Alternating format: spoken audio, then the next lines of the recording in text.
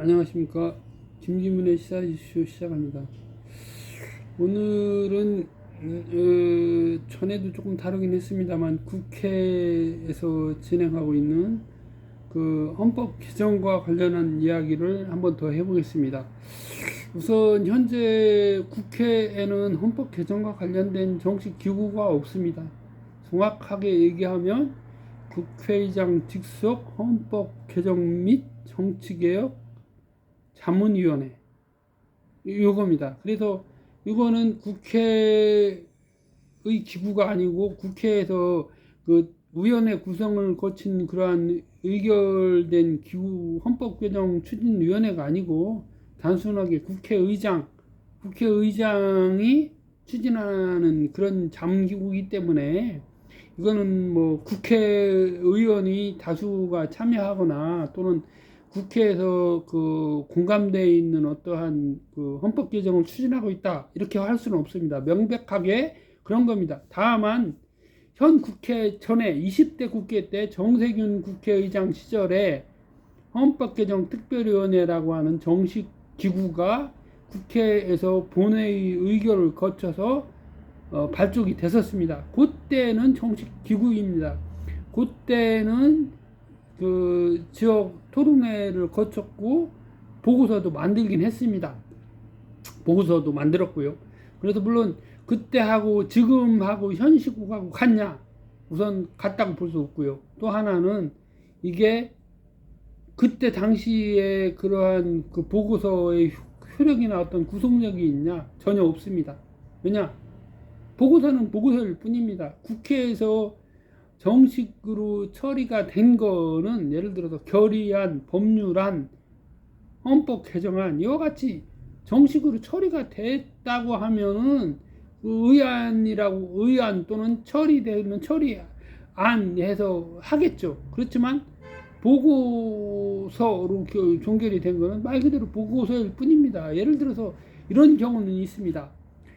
5.18 민주화운동 그 진상규명에 관한 그 국회 의결을 거쳐서 진상조사가 이루어지고 그 특별법이 제정이 되고 이러한 과정에 있었던 그거는 당연히 그 법률로 반영을 시켰고 또한 법률로 구속력이 있는 그런 것이 됐죠. 예를 들어 또 하나는 지난해 2022년 10월 29일에 12구 이태원 압사 참사가 있었죠. 그래서 누구는 이태원 사고라고 하고 뭐 이렇다고 하지만 이거는 국민들이 그 어떤 사람한테 물어봐도 압사 참사 이거를 이유를 다른 사람은 없을 겁니다. 그래서 현재도 그 피해자 유족과 피해자들 단체들에서 특별법을 만들어 달라라고 주장을 하고 있는 겁니다. 그래서 제가 볼 때는 이 좁은 공간에서 이렇게 발생했던 부분에 대해서 실체적 진실을 모두 밝혀달라. 그건 좀 현실적으로 어려울 거라고 보입니다. 그거는 어렵고 가능한 최대한 밝혀주고 종결을 시키는 것이 맞다라고 보지만 이러한 사고의 재발을 위해서라 사건의 압사 참사나 재난의 재발을 막기 위해서는 이런 기념관들도 만들고 이런 기념관이나 그러한 유족들이 또한 관계자들의 참여를 통해서 재난 예방을 위한 그러한 교육 활동을 해야 될 필요가 있다라고 생각합니다. 전두환 대통령 시절에 김현희 씨가 그 폭파 사건을 일으켰죠. 그래서 뭐 김현희가 북한의 공작원이다라고 해서 이제 결국은 사형이 선고가 됐지만 그 전두환 대통령이 사면을 해갖고 며칠 만에 사면을 해갖고 바로 이제 안보교육 현장에 동원을 해갖고 안보교육을 시키고 그러고서는 뭐 당시에 중앙정보부였죠. 중앙정보부 그 직원하고 결혼을 했다 그렇게 알려져 있습니다. 현재도 그런 상태인지까지는 제가 알 수가 없고요. 다만 그래서 헌법 개정과 관련된 이 사항을 다시 한번 언급을 해보겠습니다. 그래서 이제 정확한 명칭은 국민과 함께하는 개헌, 국민의 삶을 바꾸는 개헌. 국민공감 개헌 시민공청회, 이게 그 국회의장이 주장하고 있는 그 취지를 반영한 그러한 그 헌법 개정 및 정치개혁 자문위원회가 주최하는 그러한 그 시민공청회의 명칭입니다. 그래서 시민공청회가 9월 4일부터 시작이 돼서 9월 4일, 9월 14일, 9월 15일, 22일까지 실시가 됐고요. 경기도청 대강당, 강원특별자치도청, 신관대회의실, 그다음에 지방자치회관, 이건 세종시에 있는 거고요. 지방자치회관 자체가 세종시 소속이나 관할이 아니기 때문에 세종시에 있다라고 하는 겁니다. 그래서 지방자치회관, 대회의실, 이 지방자치회관은 이제 지방자치 4대 기구가 있습니다. 시도지사 회의, 시도의회 의장 회의, 시장군수 구청장 회의, 시장군수 자치구 의회 의장 회의, 이런 연합체가 있습니다. 그래서 제가 예전에는 시장 군수는 있었고 시도지사, 시도의회 의원 이런 거는 없었습니다. 시장 군수 시의회 요것도 없었고요. 그 당시에 제가 예전에는 아무튼 2개만 있었습니다. 그래서 제가 그때 당시에 행정자치부였을 건데요. 제가 공무원 할 때인데, 그때 왜 단체를 만들려면 다 만들어줘야지 왜 2개만 만드냐 해갖고 이제 건의를 했습니다. 2개 추가로 더 만들어야 된다 해서 건의를 했고, 또 하나는 건의를 하면서 국무회의에 이러한 관련 단체의 장이 참석해서 의견을 표시할 수 있는 그런 기회가 돼야 된다라고 건의를 했었습니다. 그걸 건의를 했었는데 2개는 만들어졌고, 그 후에 이제 참여할 수 있도록 아마 돼 있는 거는 같은데 참여가 실제로 되고 있는지는 모르겠습니다. 최소한 서울 특별시장은 과거부터도 그 특별시라고 하는 특별한 위치를 고려해서 국무회의 때 참석을 시켰고, 그 후에 문재인 대통령 때 뭐 중앙 지방 뭐 해서 국무회의를 2개를 만들겠다라고 해서 제가 이거에 대해서 반대를 한 일이 있습니다. 그래서 이때는 왜 반대를 했냐, 이게 국회에서 2019년 말에 9월 달에 그 헌법 개정 특별위원회에서 대전시청 대회의실에서 이 토론회라고 해야 되나, 뭐 하여튼 그런 설명회 그런 걸 했었을 때 가서 제가 발언을 했습니다. 그래서 당시에 이제 그 당시 대통령이 문재인 씨였고요. 그래서 제가 뭐 대통령이 뭐 국무회의를 2개를 만들겠다라고 한다는데, 이건 말이 안 된다. 우리나라가 연방제 국가도 아니고, 우리나라가 연방제의 그런 영역도 갖고 있지 않고, 그러한 그 법률 체계 자체가 연방제 국가가 아니고 지방자치 기구인데, 그거 어떻게 2개로, 그러면은 지방과 관련돼 있지 않은 사무가 어딨냐. 다 지방하고 국가하고 다 관련돼 있는데, 그러면 2개의 상충되는 결론이 나왔을 때 어떻게 할 것이냐, 이거 말도 안 된다라고 주장을 했습니다. 그래도 이제 하여튼 지금도 뭐 2개로 하겠다는 식으로 말은 많이 나오고 있지만 실제로 2개를 할 수가 없습니다. 물론 일부 장관이 참여하는 회의, 국무회의 그 직전에 뭐 차관회의처럼 그런 거는 할 수 있겠죠. 그런 식이라면 모르겠지만 어떻게 국무회의를 2개로 만들어서 하겠다, 이건 한마디로 미친 소리 아닙니까? 하나의 국가의 의사결정을 하는데, 더군다나 행정부의 의사결정을 하는 기구가 뭐 예를 들어서 연방제 국가나 아니면 상원 하원 있는 그런 국가도 아니고, 그런 국가처럼 국무회의를 2개를 하겠다, 이건 말도 안 되는 얘기입니다. 그래서 제가 이걸 반대를 했었고요. 그래서 이제 이거를 그 국회의장이 여러 차례 얘기를 했던 부분이 그겁니다. 이제 개헌을 4년 연임제 4년 연임제 대통령제로 개헌을 해야 된다. 첫 번째. 두 번째, 국회의원의 불체포 특권을 폐지해야 된다. 세 번째, 이번에 추가로 나온 얘기인데요. 국무총리를 국회에서 2명을 추천해서 그 중에 선출해서 그 중에 1명을 대통령이 국무총리로 임명을 하도록 하자, 이거였고요. 그리고 기존에 얘기되던 부분이 바로 그 헌법 개정에 관한 절차법을 만들자, 요렇게 해서 네 꼭지였습니다. 네 꼭지였는데요. 그래서 제가 이 부분들에 대해서 우선 간략하게 설명을 드리면, 9월 25일 날에 경남 부산에서 부산시청 국제회장, 26일에 2시에 똑같이 2시에 호남, 제주, 광주에서 5.18 기념 문화센터 대동홀에서 각각 2번 그 공청회가 남아 있습니다. 그래서 4회 공청회를 했고요. 제가 9월 4일 날 수도권을 대상으로 수원에 있는 경기도청 대강당에서 했던 그 시민공청회에 갔다 왔고요.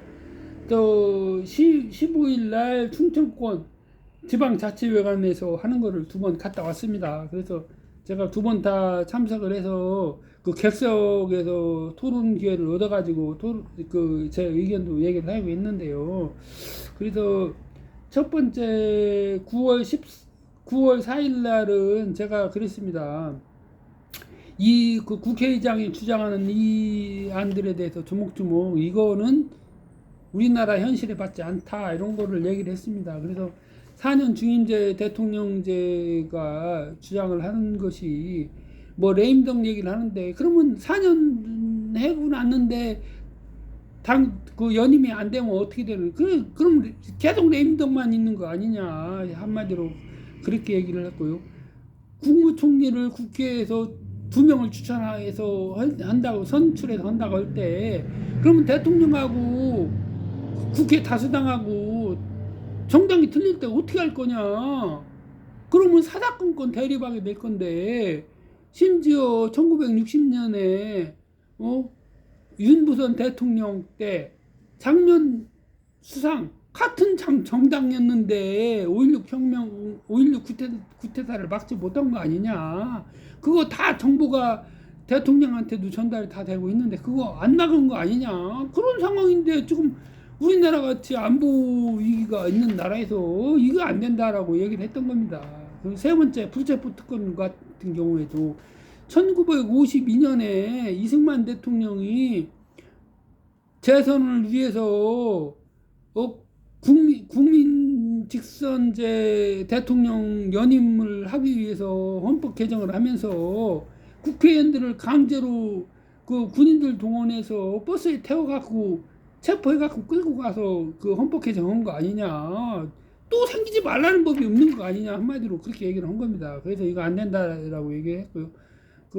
이제 헌법 개정 이러한 법률 절차법, 이거는 뭐 괜찮다라고 그거는 얘기를 했습니다. 그런 얘기를 했고, 또 특히 제가 거기에서 얘기한 부분은 기본권, 이러한 권력구조 개편에 관한 것이 아니라 국민 기본권에 관한 헌법 개정을 해야 된다라고 얘기를 했습니다. 그래서 그 후에 얘기를 했던 부분이 헌법 전문에 5.18 민주화 운동하고 1987년에 6월 항쟁, 이 부분은 헌법 전문에 들어가야 된다라고 얘기를 했습니다. 그리고 정당에 대한 국고보조금은 정당 운영에 대한 국고보조금을 주라고 돼 있는데도 불구하고 왜 선거보조금을 주고 있느냐. 이거는 국민이 헌법 소원할 수도 없는 거고, 말 그대로 헌법기관끼리 뭐 짜고 치는 거냐 해서 이거 안 되는 거 아니냐라고 얘기를 했습니다.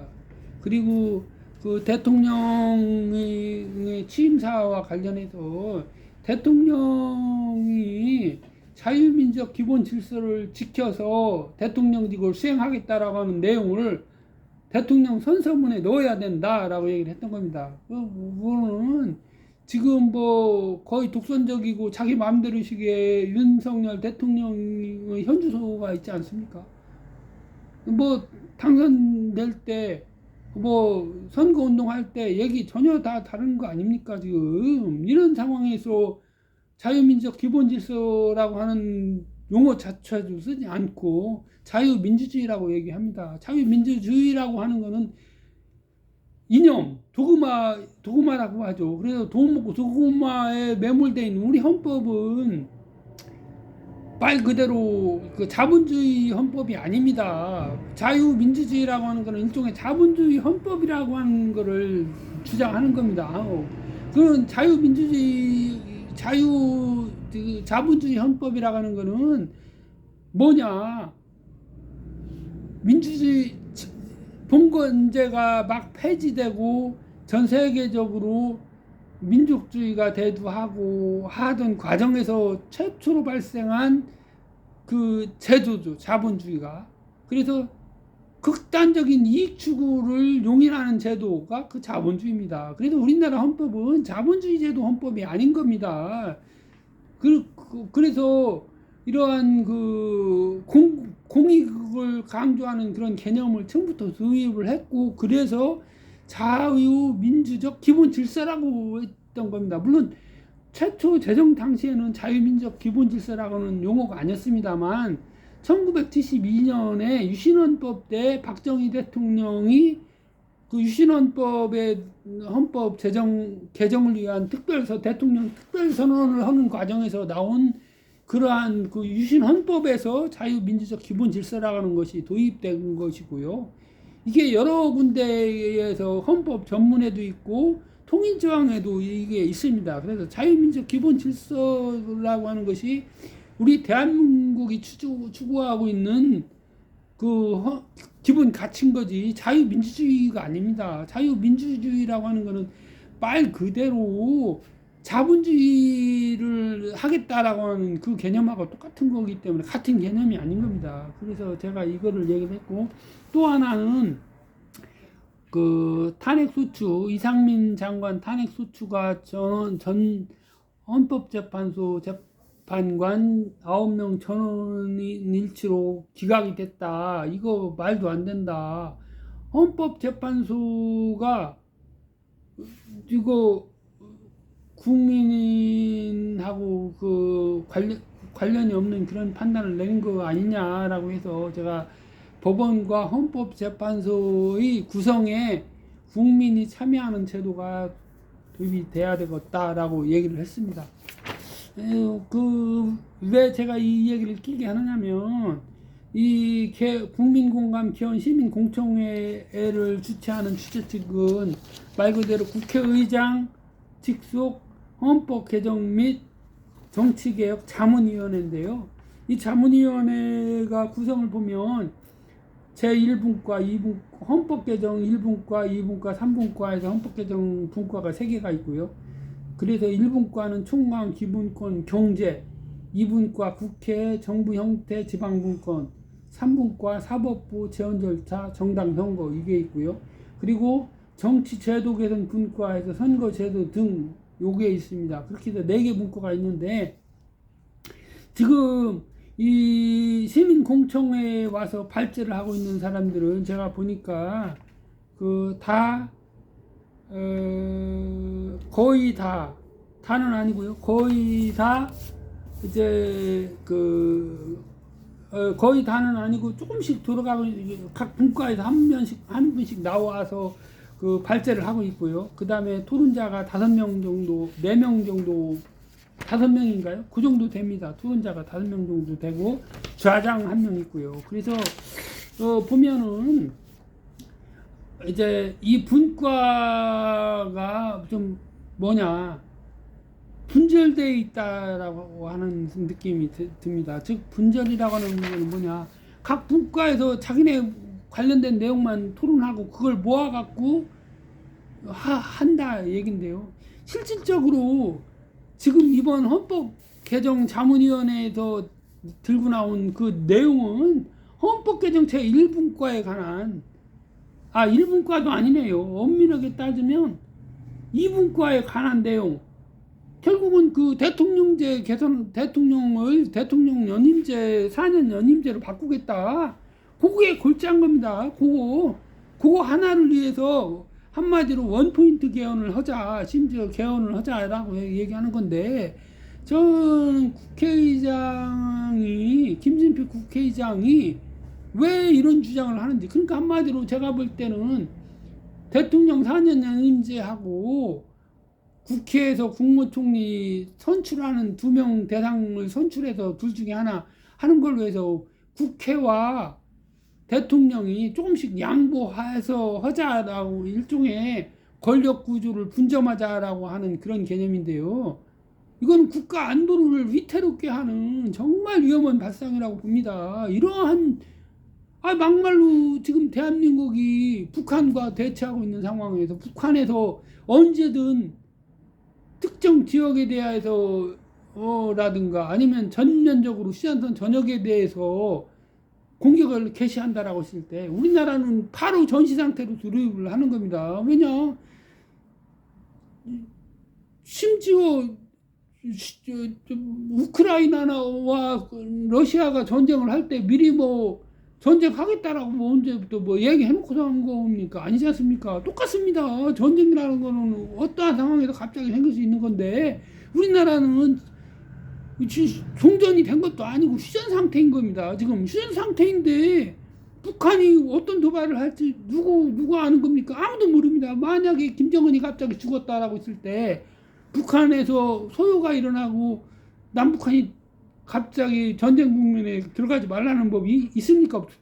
있습니다. 이런 상황에서 김준표 국회의장이 독단적으로 이러한 위험한 국가 안보와 자신의 영달을 위해서 대통령 4년 연임제와 국무총리를 국회에서 선출하는 걸로 해서 그럼 뭐냐? 자기가 다음에 재선이 되면 자기가 국무총리 사실상의 수상의 역할로 대통령은 이제 그 허수아비로 만들고 자기가 국무총리를 명칭을 안 바꾸든 수상으로 해서 자기가 들어가겠다. 그 발상인 것 같은데요. 이게 말이 되는 얘기입니까? 대한민국 국민 5천만과 제외 국민 700만, 800만 제외 국민과 해외 동포 북한 주민 2천만, 3천만에 약 8천만 명의 대한민국 국민과 외국인의 목숨을 담보로 지금 장난질을 하는 것과 같습니다. 이게 말이 된다고 봅니까? 이게 정말 말도 안 되는 발상입니다. 그래서 제가 이번에 세종시 9월 15일 날 세종시에 가서도 또 발언을 했습니다. 그래서 세종시에 가서 발언을 하면서 이번 개헌을 추진한다면 기본권에 관한 개헌을 해야 된다라고 전제를 하고 알 권리가 헌법상의 권리가 아닙니다. 현재 헌법상의 권리라고 주장하는 사람도 있고 하지만 헌법에 명백하게 헌법상으로 부여되어 있는 권리가 아니고 헌법재판소에서 인정하는 것과 헌법상에 들어가 있는 권리는 전혀 다른 겁니다. 말 그대로 공무원이 정보를 은폐하고 허위 공개로 정보가 있는데도 없다고 거짓말 시키고 알 수가 없습니다. 고소한들 알 수가 없는 거고요. 감추면 그만입니다. 이건 헌법상의 권리가 아닌 겁니다. 그래서 제가 이걸 얘기를 했고요. 그 얘기를 하고서 이제 저거를 얘기를 했습니다. 그 정당 얘기는 맨 나중에 했지만은 물론 이제 그 난민을 우리나라가 5%밖에 인정을 안 해주고 있는데 이건 국제 협약이나 이런 걸 보더라도 또 안 맞다 그런 얘기를 했고 또 아동 권리의 보호에 관한 거 이런 거가 필요하다. 그래서 헌법에 그러한 내용을 강화를 해야 되겠다라고 하는 내용하고 그리고 특히 이런 시설에 입소돼서 나중에 대학 성인이 되면 다 나와야 되는데 그 사람들 중에 50%가 자살을 생각했다라고 하는데 대학을 못 간다라고 하니까 실제로 자살한 사람도 있다라고 해서 그런 부분들을 좀 강화를 해야 되겠다라고 얘기를 했습니다. 그러고 나서 제가 이제 그 정당에 대한 국고 보조금을 주는 거는 정당 운영에 대한 보조금만 줘야지, 선거 보조금을 주는 거는 뭐 정당 간에 양당제 만들어서 짬짬이 하겠다는 거나 다른 거 아니냐. 헌법재판소도 뭐 한편이냐, 이거 말이 안 된다, 이거 개선해야 된다라고는 얘기를 했고요. 그리고서 이제 이런 대통령제 개정 이런 거는 지금 상황으로 맞지 않다라고 하는 얘기를 했습니다. 그렇게 얘기를 했고요. 그래서 전반적으로 지금 제가 이번에 이 시민 공청회를 가서 봤을 때, 말은 시민 공청회인데 결론은 다 자기들끼리 내갖고 와서 대통령 4년 연임제와 국무총리를 국회에서 선출하는 걸로 짜 맞춰가지고 그거 결자는 그겁니다. 그래서 제가 볼 때는 김진표 국회의장이 뭐 다음에 또다시 그 국회의원 선출이 돼갖고 국회의원 선출이 되면 자기 다수당이니까 자기가 국회의장 한 번 했으니까 다음에 국무총리 하겠다라고 나서갖고 자기가 국무총리로 추천을 받으려고 하는 것 같습니다.